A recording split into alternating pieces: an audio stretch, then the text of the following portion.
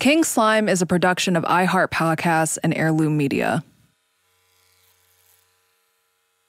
This is the Black Country Club of Atlanta.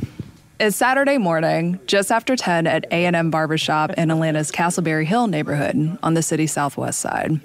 This barbershop is the oldest Black-owned barbershop in Georgia. This is history. A&M first opened its doors in 1956 in a deeply segregated Atlanta. Barbers Derek and Carlos have been cutting hair at this little four-chair institution for decades. I've been working here, this year will be 21 years. I've been at A&M Barbershop for like 25 plus years. This place is bustling. Black men fill rows of metal folding chairs. They're sitting under a painting of cartoon dogs getting haircuts, scrolling through their phones. A black and white photo of Malcolm X and Martin Luther King Jr. hangs over their heads. King and Malcolm are smiling and shaking hands. A poster gridded with profiles displays different fade styles. The bright vanity lights over the mirrors of each station reflect off the brown tile floor. And of course, there's the swirling candy cane of a barber pole just outside the door. You know, we come in here, we can let our hair down, tell a few lies and laugh, and watch sports. And just enjoy all the customers, you know. Everybody got opinions about different things. We talk politics, sports, you know, women. You know, the barbershop just mean a whole lot to the community. This is an Atlanta Saturday. And this is pretty much how it must have felt on another Saturday back on January 10th, 2015. As always, Carlos was on his white and maroon chair in the back corner. Well, it started out as a good day. You know, everybody was cutting hair. We had customers outside, you know, kicking and waiting to get their cuts. It's the late afternoon, early evening. A man named Donovan Thomas walks in. He's a regular from the neighborhood. Big guy, 26 years old. Everyone calls him Peanut. Or just Nut. It's been his nickname since he was little. I've been knowing Peanut for probably 2015, that was maybe my 13th year. So I had been knowing him at least 12, 13 years. That night, he had paid for everybody's haircut that was in here. 3 kids. I had one customer, he paid for him. And then he also paid Mr. George. Mr. George is the owner. When we walked into the barbershop that morning, Good Morning America was blaring on the TV. But on that evening, back in January 2015, there was a big game on. Once again, January brings the Ravens to Foxborough to face Tom Brady and the New England Patriots. We was all geared up about playoff weekend. Right before it happened, you know, we were watching the game, Baltimore versus New England. And, you know, Peanut was with Baltimore. And I was telling him, boy, don't go against Tom Brady. Don't do that. He was like, I believe they got him tonight, though. I was like, no, don't do it. So they jumped out like 14-0. Brady drops back to the Ravens. And before he could leave, a low dart to Amendola. He scoops it up, shakes a tackle. Amendola dives. You know, New England came back, tied it up, 14-0. Touchdown, Patriots! Around 7:15 that night, Carlos cuts off his clippers. He holds a mirror up so Nut can check his fade. The barber cape comes off. Nut rises from the chair. He and Carlos grip hands and say goodbye. Then Nut walks out the door. And then, you know, out the blue, a bunch of shots break out.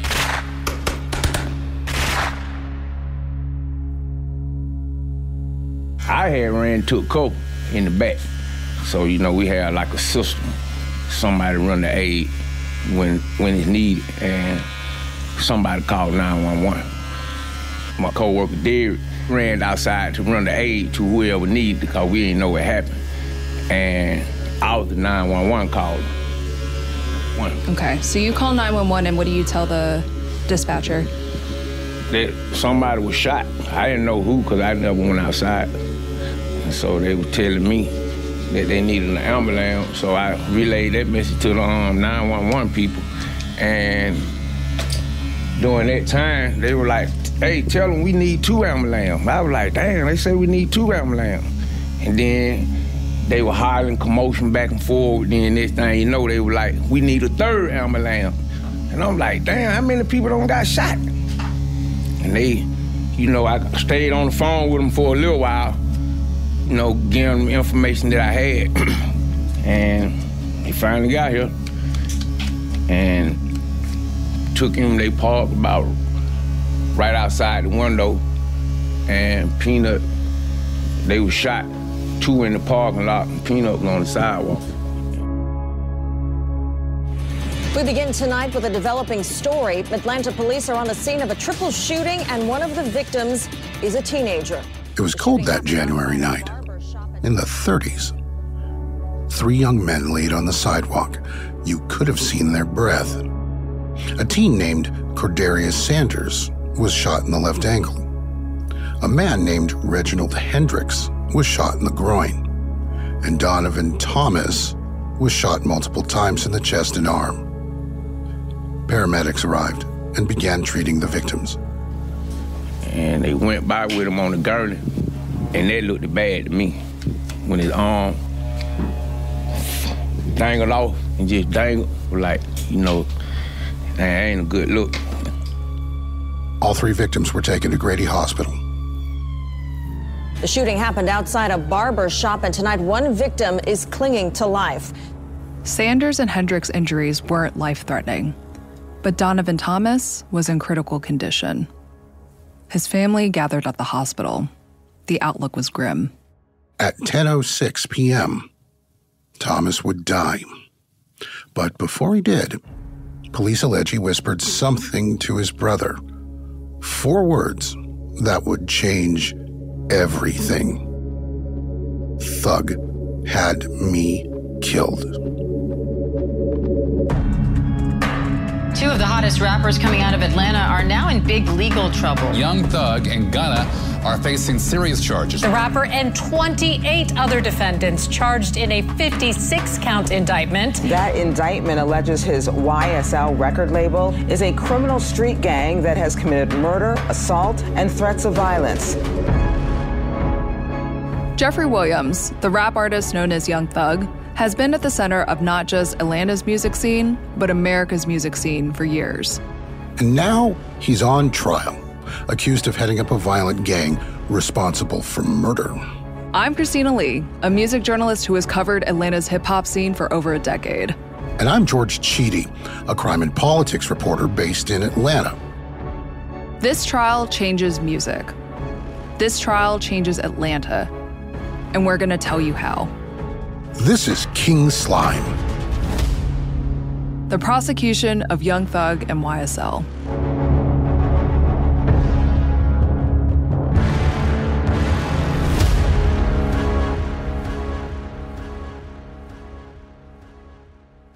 So over the past decade, Young Thug has become an international superstar, cranking out hits, collaborating with everyone from Drake to Camila Cabello, Post Malone to Justin Bieber, and minting new artists with his label YSL.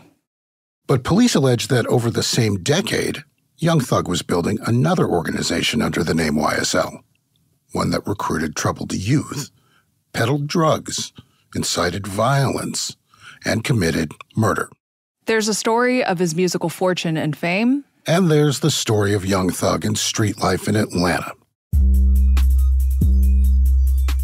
As a music journalist, I've reported on Young Thug and Gunna's careers as they skyrocketed out of South Atlanta to become internationally known rap stars. The first time I wrote for NPR Music, I wrote about Young Thug's music. The first time I wrote for XXL magazine, I profiled Gunna.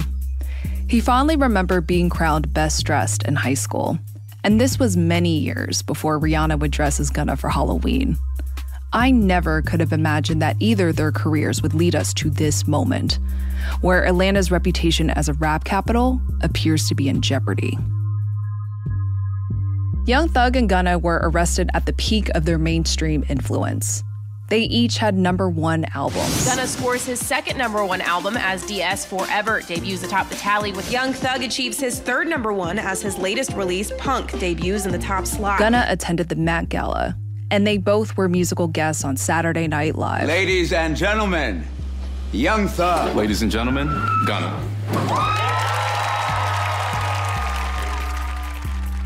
And just months prior, they appeared on the cover of Billboard magazine.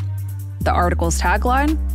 Young Thug and Gunna's hot streak isn't enough for the Atlanta duo.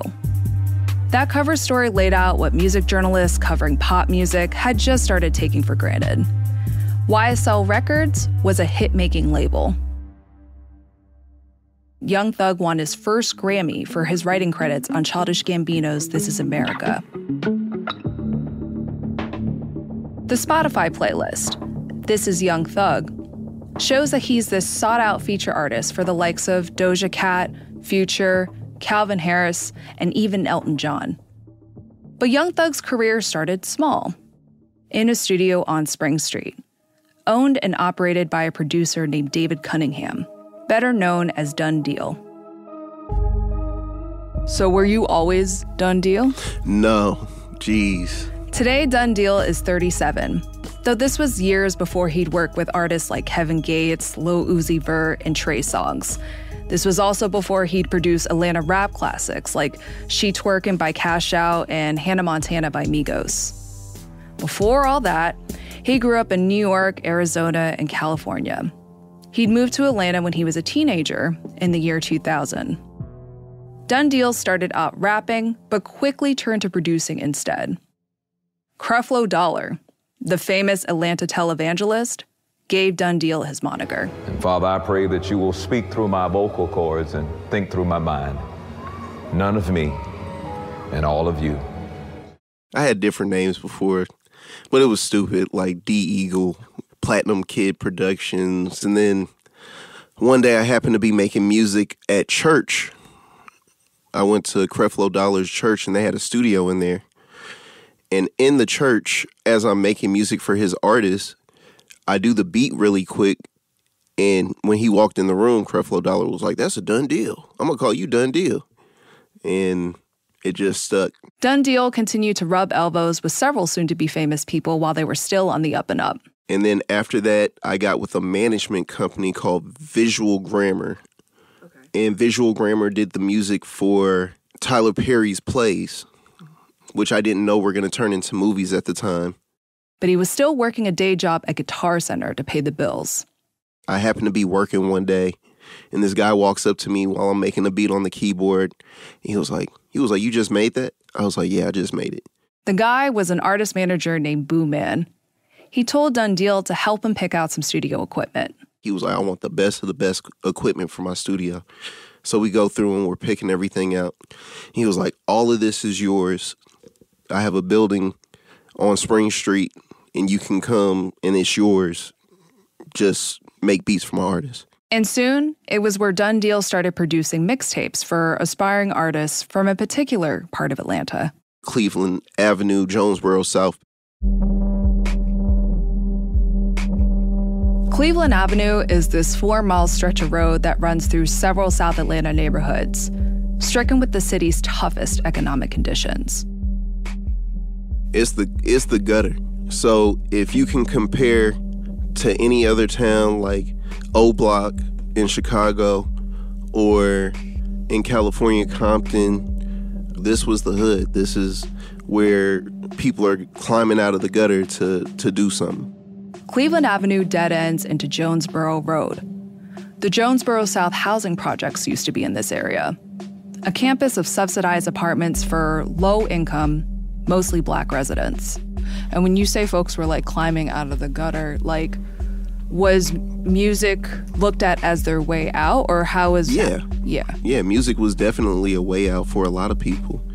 The city of Atlanta got rid of all its housing projects outright, starting in 2006. But many of the kids who grew up in Jonesboro South stayed tight. As Done Deal is coming up, his name starts getting passed around in that circle. And in 2009, a stranger from Jonesboro South shows up to Spring Street. One day, I get a knock on my door, and I kind of creak it open, and I'm looking through, and I'm like, "Yo, what's up? Can I help you?" He was like, "Yeah, man, I'm going to be the next Lil Wayne. Let me in your studio. Let's work." And I'm like, "The hell?" And he looks crazy. He was wearing bell bottoms and like a scarecrow hat, like a straw hat, a trench coat with the arms cut out, and a little kind of cut off belly shirt, and I was like, what the hell is this? He was like, I'm Young Thug, man. He was like, I'm gonna change your life. Jeffrey Williams was only 17 years old when he introduced himself to Done Deal as Young Thug.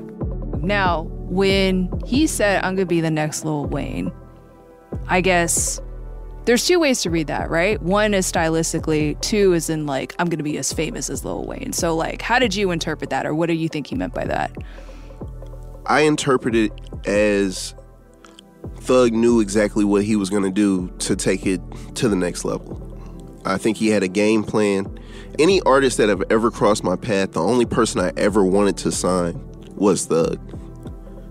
Like, I love all my people that I've worked with, but Thug was the person that came with a idea and a mindset that matched his music. Okay. And what did that game plan look like? I mean, his game plan was to outwork everybody, stylistically to change the sound of Atlanta music. We did 3 mixtapes. I Came From Nothing, 1, 2, and 3.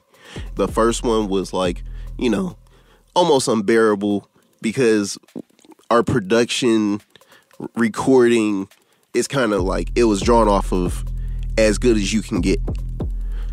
And then the second one was you could see growth. Mm-hmm. And then the third one, people started to pay attention to who Thug was. At the time, artists like T.I. and Young Jeezy were big on the scene. But Done Deal says that what he and Young Thug were making was changing the sound of Atlanta rap. Thug brought the melodic trap sound to music. So I think that was the mindset, is that Thug was on the train to head somewhere, and I'm going along. Better yet, Young Thug was already dressing the part of an unconventional rap star. He paid attention to fashion. He was looking up on the internet while people are looking at, you know, guns and stuff like that. He's looking up European fashion, talking about, oh, you see what they're wearing on the runway? This is at 19, 20 years old. It's like, you know, that's strange, but that's good because you're going to influence people. So he was into that from the beginning. Yeah. He was putting together his own clothes. Like, when I tell you he was wearing a pea coat with the arms cut out of it, because he cut the arms off. He was trying to create his own fashion sense. Young Thug started performing at Club Crucial, a nightclub and music venue owned by rapper T.I. Once the club opened up in Atlanta's Bankhead neighborhood in 2005, it quickly became a launch pad for up-and-coming rap artists. Rich kids in Young Thug do a song called $100 Autograph, and we shot a video there. But I remember this is when things started to look up for Thug, when people started to be like, okay, this is the guy that's going to be the star. Within a few months, Atlanta trap star Gucci Mane signed Young Thug to his label, 1017. He was working at Gucci's spot, and Gucci asked me, Dunn, what do you think it's going to take for Thug to get to the next level? And I told him, I was like, get his teeth done. I was like, his confidence comes from how he looks. If you give him the confidence, he's going to take it to the next level. And literally within the next month, Thug was like a different person. In that from the time he got his teeth done, next month we made Stoner.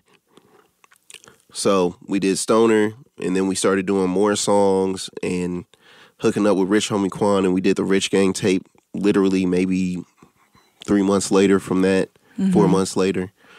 And then it was just uncontainable. Mm-hmm. You couldn't stop him from rising. I remember hearing this early stretch of Young Thug mixtapes in the early 2010s that were making a splash online in the sort of tastemaker, underground rap fan community. This is Joe Coscarelli, culture reporter at the New York Times, and author of Rap Capital, an Atlanta story. I remember two things about it. One is that he was obviously obsessed with Lil Wayne, as many people were at that time, myself included. And that was clearly the number one influence, especially the more experimental, abstract side of Lil Wayne that had come about in the, late aughts, early 2010s. And then the other part of it was that he was taking that experimentalism even further. He was doing insane things with his voice. You know, it was very polarizing from the jump. He was sort of, you know, yelping and using auto-tune as this instrument and just really stretching himself vocally, saying odd things, you know, dressing oddly.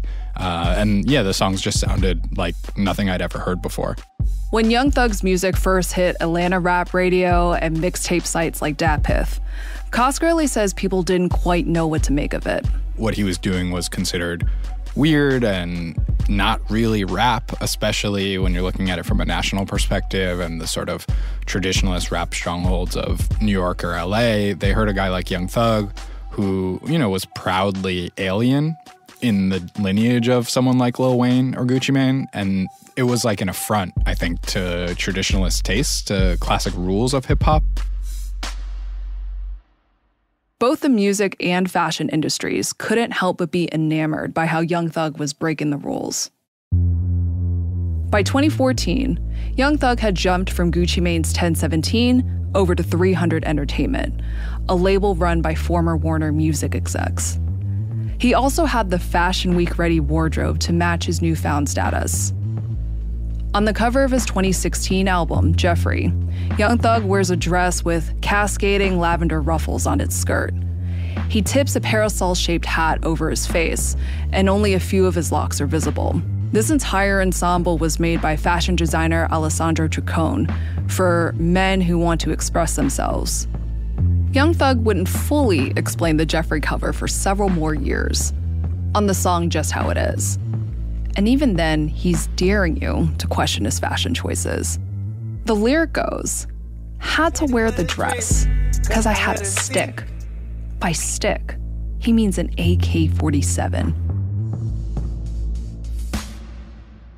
People were wondering, you know, is he straight? Is he gay? Is he joking? Is he trolling? I compare him, you know, he's like, in a lot of ways, like a Prince-like figure, I think, you know? He's sort of like post-genre, post-gender, you know, both tough, both masculine and feminine. And I think he just really sort of widened the parameters for what a rapper could be. Between a series of hits and all the conversation he started over a new femme direction and modern hip-hop style, Young Thug becomes more than just a successful artist. He becomes a tastemaker. This is also a moment where every rapper coming up is also a label boss. They're also a gatekeeper. They're also a ringleader, and they're able to bring friends and artists around them with them on their rise through the mainstream. Thinking of like Odd Future and Tyler, the Creator, or A$AP Rocky and the A$AP Mob. Basically, you know, all of a sudden we're in a new boom time for the record industry, and every rapper getting signed to a big deal is also starting their own label, starting their own imprint, and bringing new talent with them. It's at that moment that I think Young Thug is able to really brand his own business. In 2016, Young Thug launches his own imprint under 300 Entertainment. He calls the label YSL, short for Young Stoner Life. Young Thug surrounds himself with friends and literal family. He features two of his sisters, Dor and Dolly, on his songs. He signs his older brother, Unfunk, to the label. And YSL's biggest hit-making signee hails straight from College Park, out of Atlanta's South Side. It's not really until the rise of Gunna a few years later that YSL has another breakout sort of on the scale of a Young Thug. Often, when rap stars launch their own labels, their founders steal the spotlight from their own signees. Miraculously, that didn't happen with Gunna. Instead, these two natives from Atlanta's South Side, Cleveland Avenue and College Park, would take the world by storm. These artists were really at the top of their game. You know, in 2021, YSL has a #1 album with a label compilation called Slime Language 2. Gunna has a #1 album. Young Thug has his own #1 album with Punk. They're on SNL together. You know, they have this smash single, Pushin' P with Future, Thug, and Gunna on the same song. They were just really on top of the world. And then, on May 9th, 2022, the music stopped.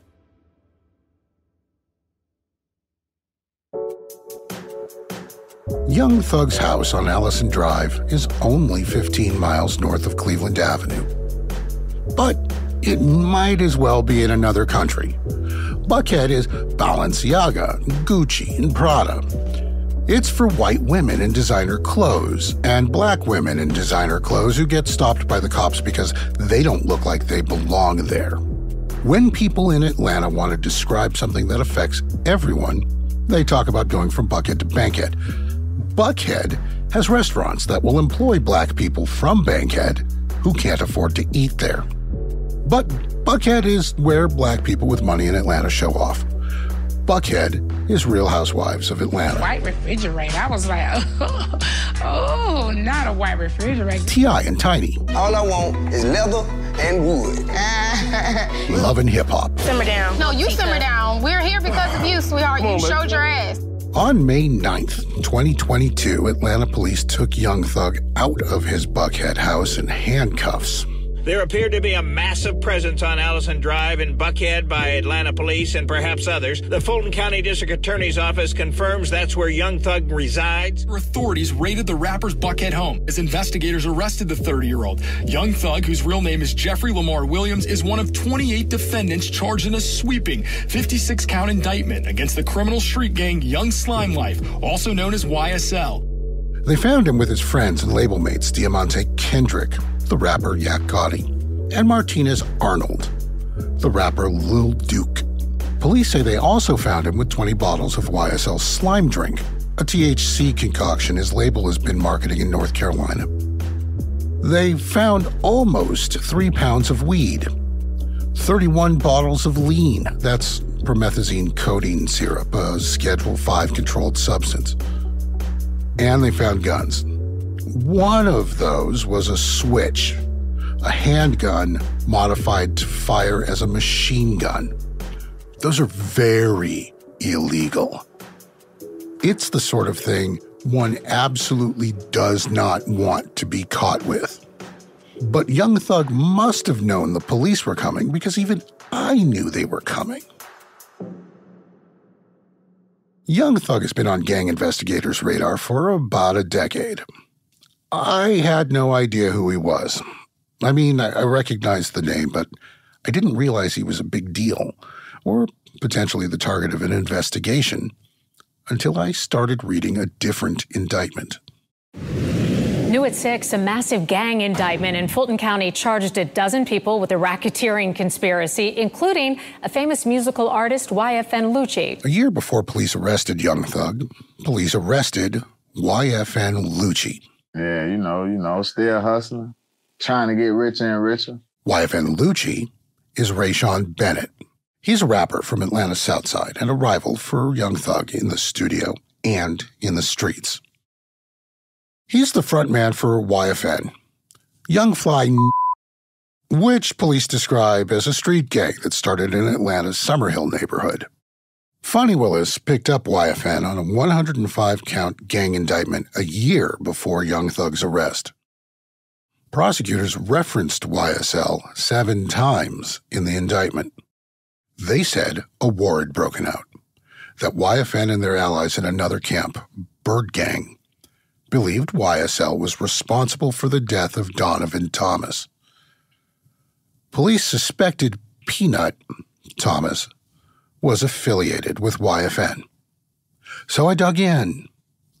The more questions I asked, the more it became clear that the cops believed Young Thug was at the center of this swirling chaos of street violence between 2 warring camps. And then, one by one, shoes began to drop. On April 25th, 2021, Young Thug and Gunna bailed out a handful of people from the Fulton County Jail, including one person facing a murder charge who was released on bond as a mistake. Rappers Young Thug and Gunna posted bond for 30 inmates stuck in jail facing minor charges. Those inmates could not afford bail by themselves. It wasn't 30. It was 6. Then Kenneth Copeland, Lil Woody to his friends, and one of YSL's core crew got arrested in South Fulton. But police arrested Copeland on October 27th after they say he was caught driving in his girlfriend's car with a loaded gun inside. A few days later, Copeland's girlfriend, a South Fulton cop, got popped as well for trying to delete evidence from his phone. A former officer accused of trying to help get a gang member back onto the streets. Police say the pair was in a relationship. About 3 months later, in February, an Atlanta cop got shot 6 times while serving a warrant on Christian Eppinger.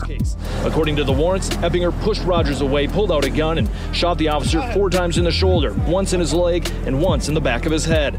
People were shocked and outraged. But almost as a footnote, we found out that the alleged shooter was affiliated with YSL. 2 days after Eppinger was arrested, someone tried to kill Young Thug's main rival, the rapper YFN Lucci, in jail. He was allegedly shanked by a YSL affiliate who is facing charges in the RICO indictment. And then in March 2022, the mother of one of Young Thug's children was shot and killed in an argument at a bowling alley near Cleveland Avenue. Police looking for the man who shot and killed a 31-year-old woman during an argument over a bowling ball. Police and family members loudly denied that her death had anything to do with the street feud. But by then, people watching all of this unfold understood that something was coming. Young Thug had a concert scheduled in April at State Farm Arena. With all the drama swirling around him and the murder of his child's mother, the promoter postponed it to June. But they didn't make it to June. Young Thug was arrested in May. Police picked him up with Lil Duke and Yak Gotti in his house in Buckhead. That Monday in 2022 was the last day Young Thug has been seen in public as a free man. Young Thug has been a target of the police since the shooting of Donovan Thomas. He faces 8 counts in the now 65-count indictment. And those counts accuse him of being the leader of a gang as a violation of the state's racketeering and gang laws. The indictment alleges that the Young Stoner Life label is also the Young Slime Life street gang, that it has murdered 3 people and tried to kill many others, committed robberies, and trafficked in drugs. And if you're the leader, all of those crimes lay on your head. We'll ask on the different charges for the maximum penalties, and there's obviously many people that are looking at life under this indictment. The most serious charge against Young Thug in the indictment alleges that he rented the car used in the drive-by killing of Donovan Thomas. But it's more than that. Throughout the indictment, prosecutors say Young Thug spurred other members of YSL to commit acts of violence. Prosecutors used the drugs and guns found at his house, alongside lyrics and social media posts, to craft an image of Young Thug as a kingpin and his friends as willing associates. The DA claims lyrics were more than just musical expression, that they were a means of promoting the gang, making it more attractive for others to join, and a method to intimidate gang rivals. But if this trial were only about rap music lyrics, it wouldn't be half as interesting as the full story.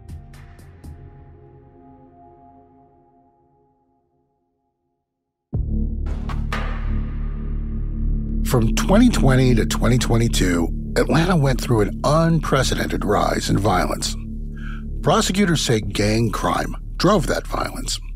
District Attorney Fonnie Willis said so at the press conference announcing the Young Thug indictment. As the District Attorney of Fulton County, my #1 focus is targeting gangs. And there's a reason for that. They are committing conservatively 75 to 80% of all of the violent crime that we are seeing within our community. Is that actually true? The DA says that it doesn't matter whether these gangs are involved in the music business. It does not matter what your notoriety is, what your fame is. If you come to Fulton County, Georgia, and you commit crimes, and certainly if those crimes are in furtherance of a street gang, that you are going to become a target and a focus of this district attorney's office, and we are going to prosecute you to the fullest extent of the law. So will arresting rappers lead to less violence? Can Atlanta prosecute its way to safety? Can you actually put enough gangsters in prison to reduce crime without trying to directly change a place like Cleveland Avenue? What do we want? Justice! Where do we want it? What do we want? 3 years ago, Atlanta was on a Black Lives Matter path. The current district attorney, Fani Willis, was elected in part because her predecessor, Paul Howard, fumbled the politics of the summer of George Floyd protests. 2 Atlanta cops killed a man named Rayshard Brooks after a scuffle at a drunk driving stop at a Wendy's.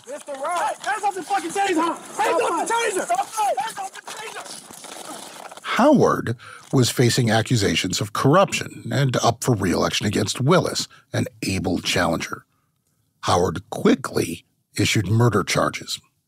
But charging 2 cops with murder days after demonstrators burned a Wendy's to the ground in protest looked like a political move to save his own skin. The counter-protest by police and the public backlash cost him enough support to give Willis the seat. It is the end of a decades-long era. Fani Willis defeating her old boss, incumbent Fulton County District Attorney Paul Howard, in the runoff election, and she did so by a large margin. The tone on crime shifted almost immediately as the news filled with stories of club murders and highway shootings. That's right. So right now, Atlanta police are investigating an early morning shooting. It happened outside the Marquette Lounge in northwest Atlanta. Atlanta police are investigating a deadly double shooting. Another shooting. A man is dead after bullets rang out in the parking lot of a popular Atlanta lounge. That's when Atlanta police say 5 people were shot near the lounge. More than a dozen people injured by gunfire. We do know that this started with a fight inside of the Club Blue Lounge. At some point, it was taken outside and someone pulled a gun and started shooting. And activists had been demanding to shut the city jail down and move money out of police budgets and into social services. Close the Atlanta City Detention Center. Shut it down! APF! Shut it down! Now, Atlanta was funding police projects and complaining about how people facing serious charges weren't getting prison time. Atlanta literally had a new sheriff in town. Voters threw the old one out of office at the same time that they elected Willis. And Willis is already known for being tough on crime.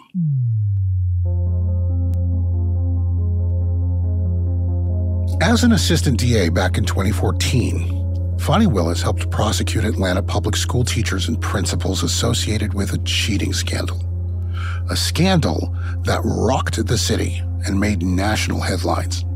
The Fulton County Grand Jury has returned an indictment that contains 65 counts against 35 defendants. Teachers went on trial for fixing state classroom achievement tests to win bonuses and raise school rankings. Some went to prison. This morning, 10 Atlanta public school educators now out on bond after a judge sentenced them to prison on Tuesday for a years-long cheating scandal, changing answers on standardized tests. Now, as we work on this show, we don't know what Fani Willis will do with Donald Trump. We don't know if he will be charged personally with crimes of election interference from 2020. I just want to find 11,780 votes. But she's warned law enforcement to get ready. Fulton County's district attorney has put area law enforcement officials on standby for possible unrest this summer when she says she may announce charging decisions. And it's not hard to see the YSL trial as a dry run for a political circus in court in an election year.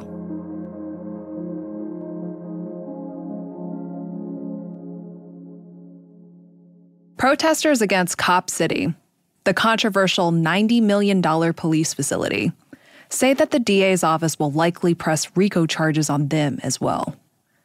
RICO stands for Racketeer Influence and Corrupt Organizations Act, and it's both a state and federal law used to prosecute groups of people in criminal conspiracies.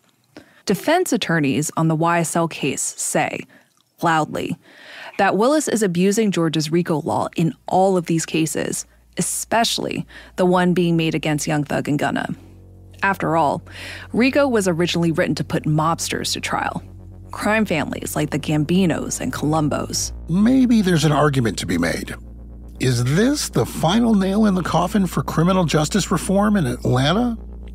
And does this send a signal to other cities that they can do the same?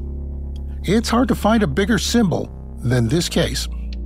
When Fani Willis addressed the media about the YSL indictment in May 2022, she called Georgia's RICO law a powerful tool. It is certainly a tool that I believe in. The reason that I believe in it as a tool is it allows juries and the communities to see the complete picture of a crime so they can truly be educated and have facts to weigh when they're making decisions. And so if you're asking, should you expect to see other RICO indictments against other street gang organizations? Absolutely. But she wasn't just thinking about the future of crime in Atlanta. She was also thinking back to January 10th, 2015. I sat down with Mr. Thomas's mother, and I made her a promise that her son was as valuable as any other person within our community, and that I would put resources on this case, and that I would do everything I could to make sure that her son had justice.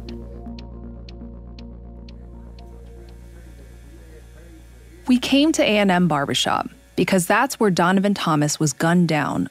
He spent his last few moments in Carlos's chair, watching football and shooting the shit. That's what people do in a barbershop. We wanted to know how this case was being talked about in a place so pivotal to it. Does music come up? Does this case come up? That's the talk of probably the globe right now.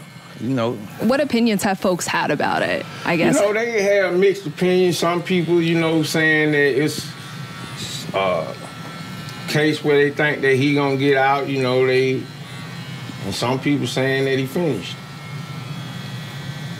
And, I just don't know. I just have to wait and see.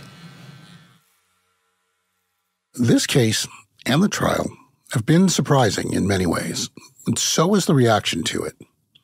You sort of think you know what someone might say about it, and then they make you think twice. Like when Carlos the barber put blame for all of this in a place we didn't expect. A lot of things happen due to the music. Sex, violence, and drugs. And if you listen to the #1 top 10 songs, listen to what they saying, and then you put on the evening news. Then you see what they saying. Do you think the music reflects what's actually going on in the street? Exactly. Yeah. Everything they talk about in the song is happening. Kick your door down, door can kick down. We spin your block, block can spin. People getting shot, robbed, all kind of stuff. And that's what the music talking about these days. And so just so I understand, you're saying the music kind of, like if it's a chicken versus egg situation, right? You're saying the music leads to the violence or that the violence is reflected in the music? It's more like a trigger. The music triggers the mind. See, music is universal. If we can change that and get people to start talking about more positive stuff, then you can reprobate the mind. Once you get the mind reprobated, then people start having different actions, better actions. And so that's my theory. Change the dynamics of the music, then you change your thinking, especially of the young. That doesn't sound like it's easy to do, though. Nah, ain't nothing good come easy. Nothing good comes easy.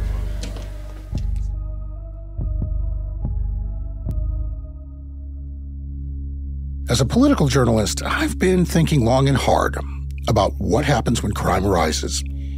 Politicians do whatever they have to do to stay in office, even if it means walking back promises to reform the criminal justice system. I came across the YSL case almost by accident as I was looking at how people in power were getting at gang crime. But now I'm looking at how this case speaks to the larger issues. Prosecuting Young Thug is symbolic of bigger things. In this show, you're going to hear from everybody about who Young Thug is and what the significance of this trial could be. You're going to hear about the murders and all of the different people involved. And we'll talk about the controversial use of lyrics as evidence. We have different questions. What does it mean to be a real street rapper in Atlanta? Are people making more out of gang violence than is real? How are people actually living in the places that create this music? How connected is music to real street life in Atlanta? If Young Thug is convicted, what does that mean for music? What does it mean for Atlanta as hip-hop's mecca? If street gangs are really and truly part of musical life in Atlanta, and we're trying to fight gangs, are we going to have to fight music at the same time? Atlanta is split in a dozen different ways. The street is only one part of this city, the part people who listen to Atlanta trap music are most familiar with. But we're talking to everyone, from folks on Cleveland Avenue, Young Thug's home turf, to the movers and shakers in politics and business. From cops to crooks and to regular people. This case affects the whole city and the whole country. Some of the ways might surprise you. This is King Slime.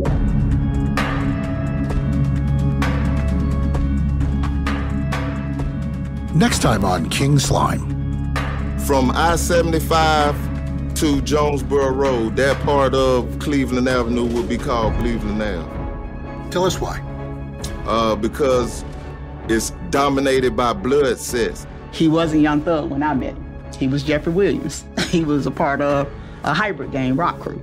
See, people think gangs is a hate thing when gangs is actually a love thing, right? Meaning, these are my friends. I grew up with them. I love them. Their method of engaging in social control has to do with using violence and force. And it's inevitable that it's going to spread when you've got combatants that don't see a bright future for themselves and know that, you know, it's a kill or be killed kind of a world out there. Okay, I hope I ain't saying too much. King Slime is a production of iHeart Podcasts and Heirloom Media.